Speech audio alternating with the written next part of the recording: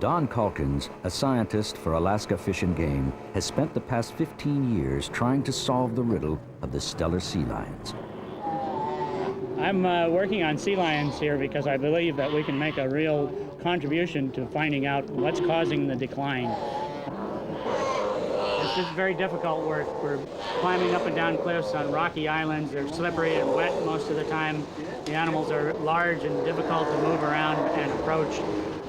I'm very concerned about the population. They're clearly declining so rapidly that I believe that there's some danger that sea lions may become extinct within, say, the next 50 to 100 years. We're weighing these animals because I found in the 1980s, when I was investigating the decline in the Kodiak area, that the animals were significantly smaller than they were previously, which suggests a nutritional problem, which is the best hard evidence that we have for a cause of the decline. Calkins found the adult females were getting skinnier.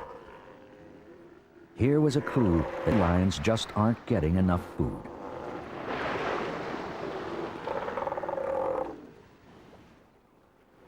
About 700 miles northwest of Calkins, Richard Merrick is adding another link to the growing chain of evidence. When I first started working in the Kodiak area, numbers at these sites are probably 10 times as great as we see today. And we've seen declines here that are greater in the last 4 to 5 years than any other area of Alaska. Merrick has zeroed in on the main victims. They're neither pups nor adults, but the juveniles, the vulnerable young sea lions who had just been weaned. 10 years ago, it seemed like the mystery of stellar sea lions would be insolvable. Today, I think we've made a lot of progress. We know that it has to be something that's widespread, that's gone on for a long time, and largely affects juveniles.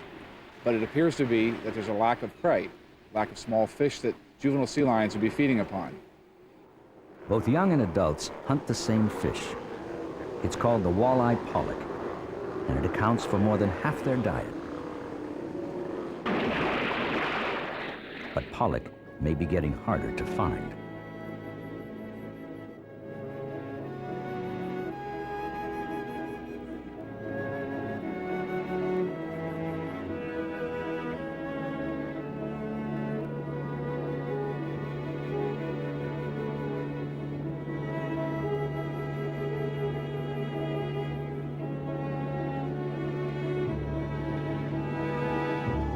The sea lion's hunger could be forcing them to compete with the most relentless predators of the sea. The ones that come in boats.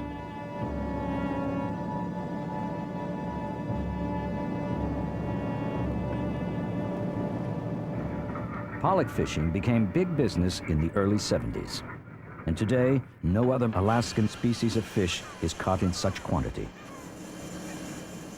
In 1993 alone, fishermen hauled in 3 billion pounds of pollock. Roughly 35 tons for every one of Alaska's sea lions. These are tomorrow's fish sticks, fast food sandwiches, and fake crab meat. Boats like this provide plants on shore with a torrent of fish. Raw material to feed an insatiable machine.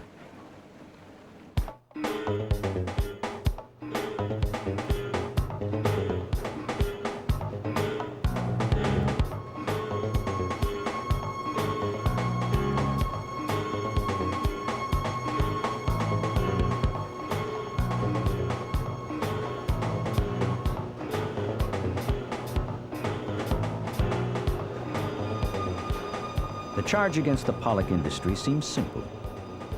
People began filling great nets with the fish about 25 years ago. Soon after, Alaskan sea lions started to disappear.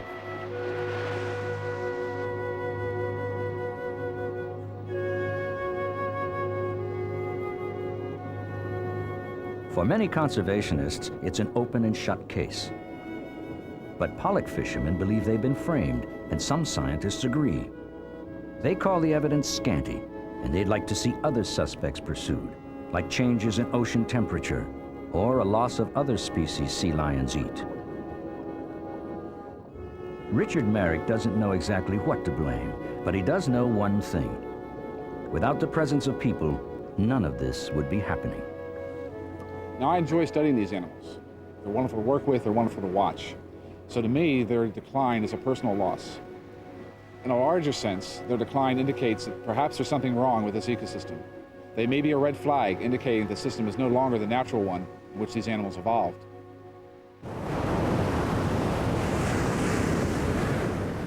Merrick believes that excessive harvesting of marine life may have disrupted the entire North Pacific, that it may be causing the disappearance of a whole range of seabirds and marine mammals, and the vanishing stellar sea lions.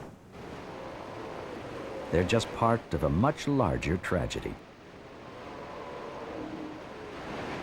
At the rookery, the dramas are played out on a smaller scale. Life is tricky enough for the next generation of sea lions. Here, each pup is struggling to make it to the next day. This youngster is about to discover the power of the sea. His mother's there to help, but they can easily be separated. And the waters here are treacherous.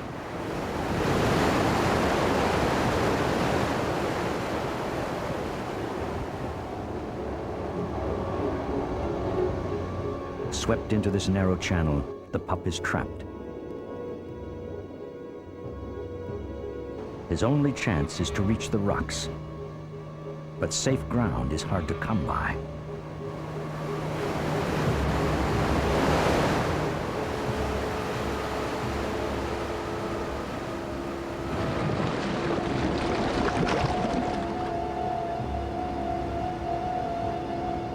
Dazed by the force of the water, the pup tries again.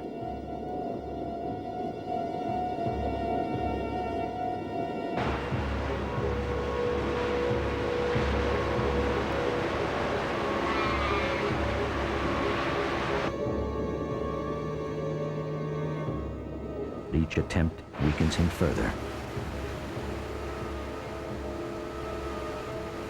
He has just seconds to make it up.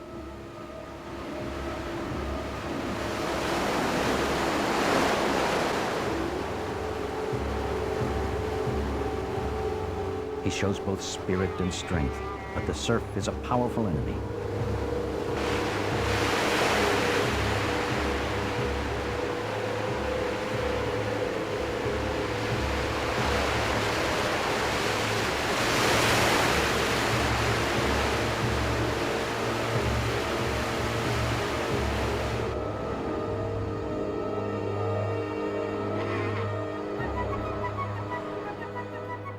He's only half alive, but the waves that just pounded him now give him a lucky break.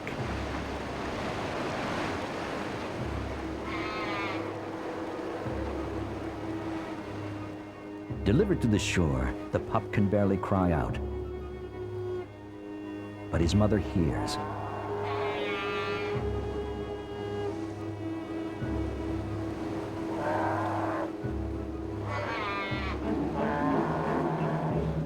A 2,000-pound bull may stand in her way, but she will not be deterred from helping her pup. And he needs all the help he can get.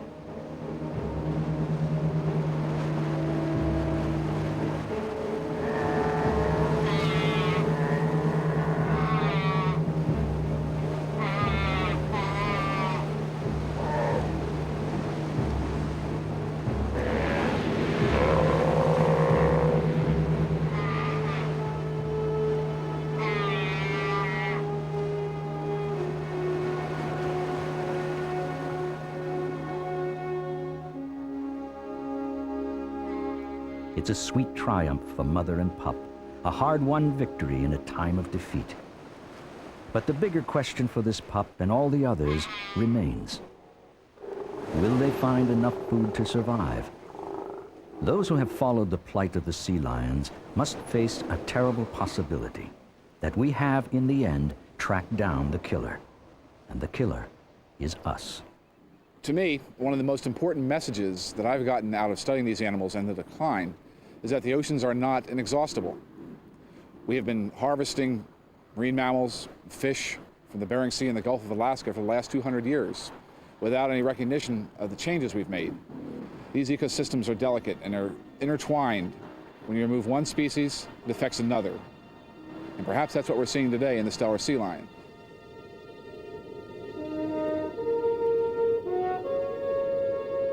November in Alaska, the first winter for the pups. Hunger may soon be stalking them.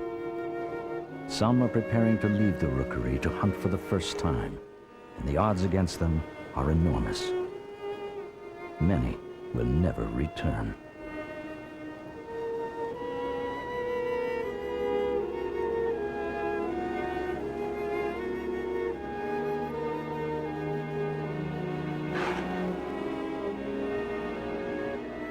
For these pups and all the ones that follow, the next 2 decades could make all the difference.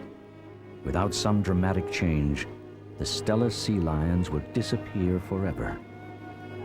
And there will be only silence on these rocky shores.